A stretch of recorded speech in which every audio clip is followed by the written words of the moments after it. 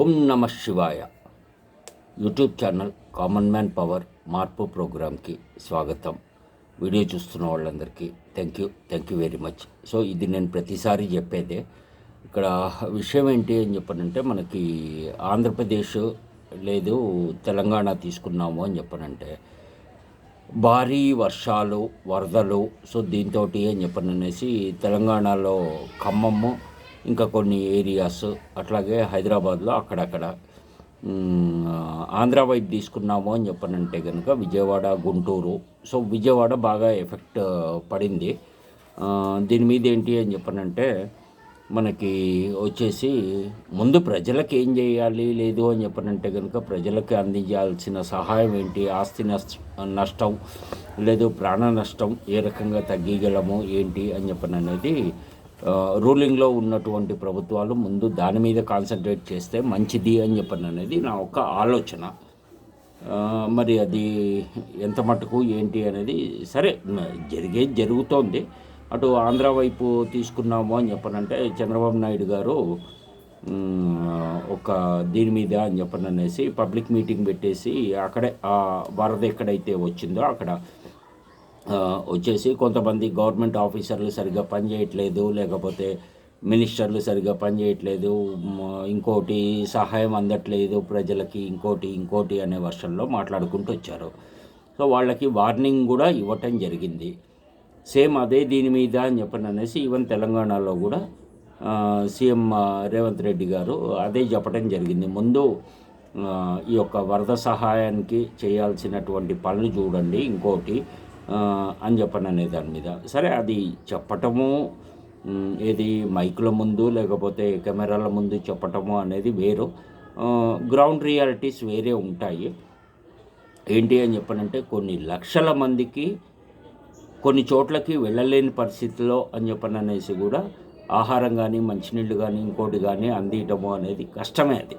So దీనికి చేయాల్సింది ఏంటి అని చెప్పనంటే, ప్రతి ఒక్క గవర్నమెంట్ ఎక్కడెక్కడైతే మనకి ఎక్కువగా సముద్ర తీరం ఉన్న చోట కావచ్చు, లేదు ఇప్పుడు తెలంగాణలో సముద్రం లేదు అయినా కానీ ఇక్కడ భారీ వర్షాలు పడ్డాయి అని చెప్పనంటే హైదరాబాద్లో చాలా చోట్ల ఏది నీళ్ళు వచ్చేసి రోడ్లు బ్లాక్ అయ్యి కాలనీలలోకి వచ్చేసి, లేదు ఇంకోటి అయ్యి ఈవెన్ గేటెడ్ కమ్యూనిటీలలో అక్కడ కూడా వచ్చేస్తూ ఉంటాయి నీళ్ళు వచ్చేసి అవి 2-3 రోజులు అయినా కానీ పోవు, అదంతా బురద అయిపోతుంది, సామాన్లు కొట్టుకుపోతాయి, కార్లు చెడిపోతాయి, బళ్ళు చెడిపోతాయి. లేదు అని చెప్పనంటే కనుక ఇల్లంతా క్లీన్ చేసుకోవటము ఇంకోటి అని చెప్పనేది 1 రోజు 2 రోజులు వర్షం పడి వరదలు వచ్చినాయి అని చెప్పనంటే ఆ తర్వాత చేసుకోవాల్సిన పని క్లీనింగ్ వర్క్ కావచ్చు ఇంకోటి కావచ్చు అని చెప్పననేది అది ఇంకో 3-4 రోజులు ఉంటుంది. సో ఇది ఎందుకోసం చెప్తున్నాను అని చెప్పనంటే, రియల్ ఎస్టేట్ దాని మీద అని చెప్పననేసి ఇంతకుముందు నేను చెప్పాను, ఎవరైనా ఫ్లాట్లు లేదు ప్లాట్లు లేదు ఇండిపెండెంట్ విల్లాస్ లేదు ఇంకోటి, సో రియల్ ఎస్టేట్ ప్రాపర్టీకి సంబంధించింది ఏదన్నా కొనాలి అని చెప్పనంటే కనుక వర్షాకాలం ఈజ్ ది రైట్ టైం అని చెప్పననేది నేను ఇంతకుముందు చెప్పాను. ఎందుకోసం అంటే నిజమైనటువంటి నిజం అక్కడ మీకు కనిపిస్తుంది. ఈ రియల్ ఎస్టేట్ వాళ్ళు చేస్తున్నటువంటి మోసం ఏంటి లేకపోతే ఇంకోటి ఏంటి అనేసి. ఎండాకాలంలో వెళ్ళి చూస్తే అంత బాగానే ఉంటుంది, చెట్లు గిట్లు పెరిగి ఉంటాయి, చల్లగా ఉంటుంది, లేదు ప్లే గ్రౌండ్లు ఉంటాయి, పార్కులు ఉంటాయి, ఇంకోటి ఉంటాయి. కానీ వర్షాకాలం వచ్చినప్పుడు పైనుంచి పడేటువంటి వర్షాన్ని భూమి మీద పుట్టినటువంటి ఏ నరమానవుడు ఆపలేడు. సో ప్రకృతిని కంట్రోల్ చేసేటువంటి సిస్టమ్ ఇంకా ఏది రాదు కూడా ఇక ముందు. సో కాబట్టి ప్రకృతి మనకి ఏ రకంగా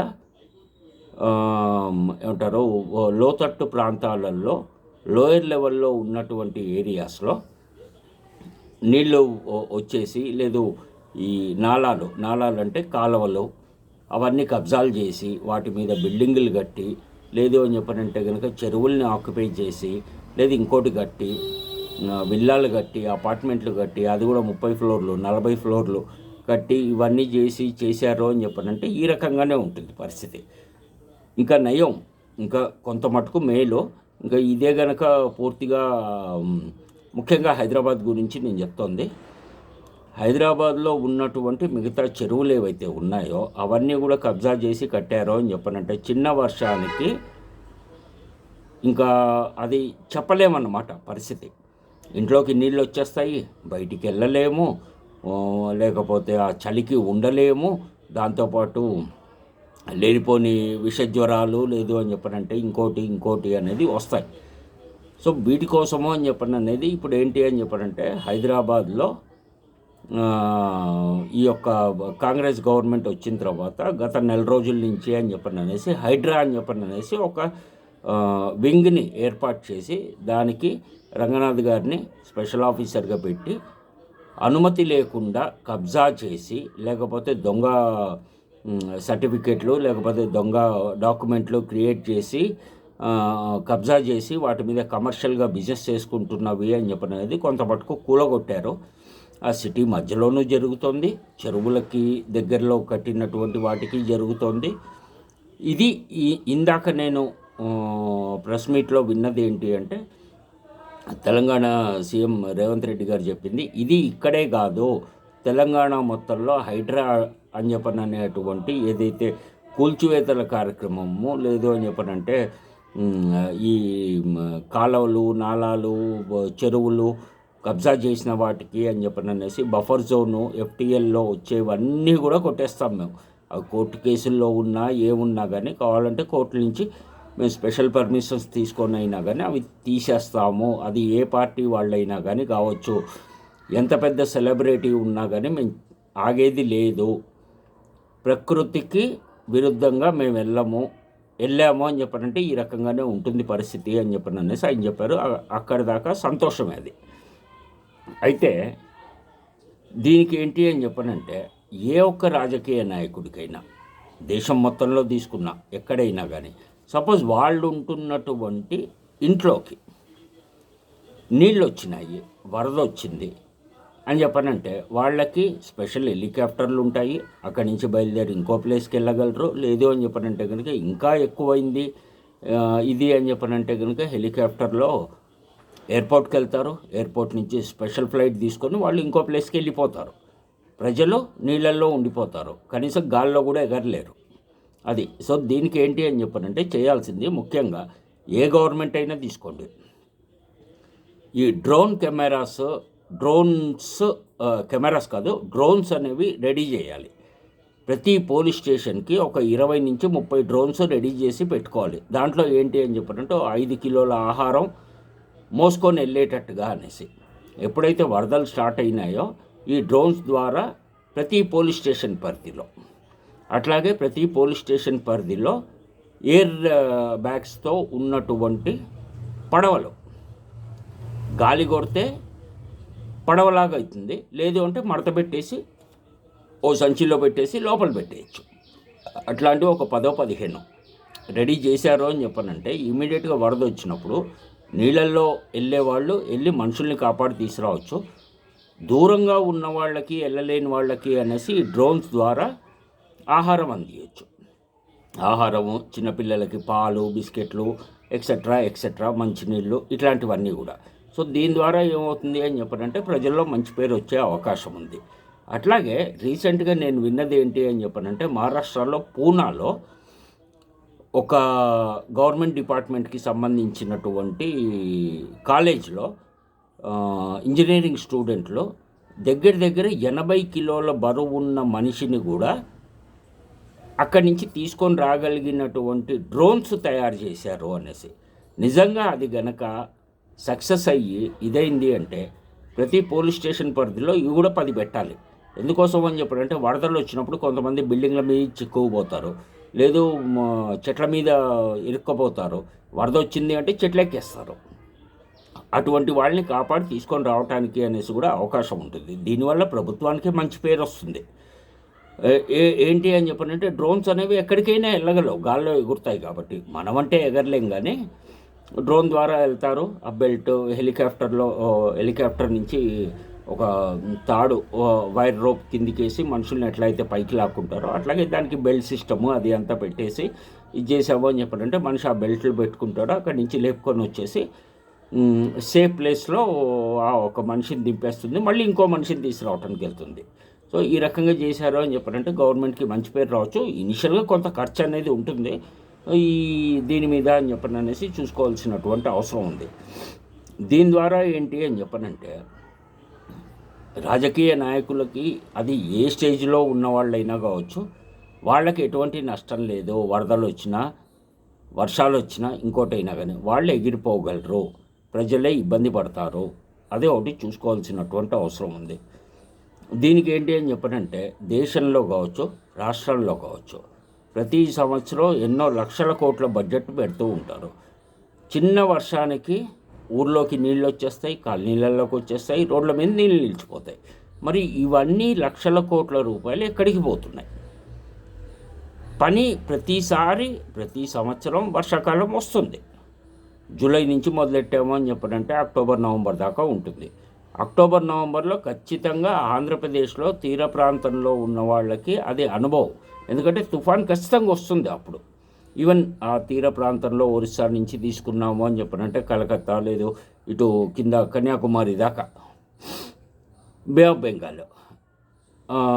బెంగాల్లో ఖచ్చితంగా ఒక తుఫాన్ అనేది వస్తుంది అక్టోబర్ నవంబర్లో. సో కాబట్టి ఇవి ఏంటి అంటే వీటన్నిటికీ కూడా ఒక పర్మనెంట్ సొల్యూషన్స్ సిస్టమ్స్ అని చెప్పిన డెవలప్ చేశారు అని చెప్పనంటే ప్రభుత్వానికి మంచి పేరు వచ్చే అవకాశం ఉంది. దీని మీద ఏంటి అని చెప్పనంటే ఇప్పుడు నీళ్ళల్లో చిక్కుకున్న వాళ్ళకి అని చెప్పననేసి చుట్టూ నీళ్ళు వాళ్ళు ఉన్నది నీళ్ళల్లోనే, కానీ ఒక గ్లాసు మంచినీళ్ళు దొరకవు. ఓ చిన్నది 5 రూపాయలు పెట్టి వాటర్ బాటిల్ కొందాము అని చెప్పనన్నా కానీ అమ్మేవాడేడి, డబ్బులు ఉన్నాయి జేబులో, ఏటీఎంకి వెళ్ళి డ్రా చేసుకోవాలి, ఏటీఎంలు లేవు.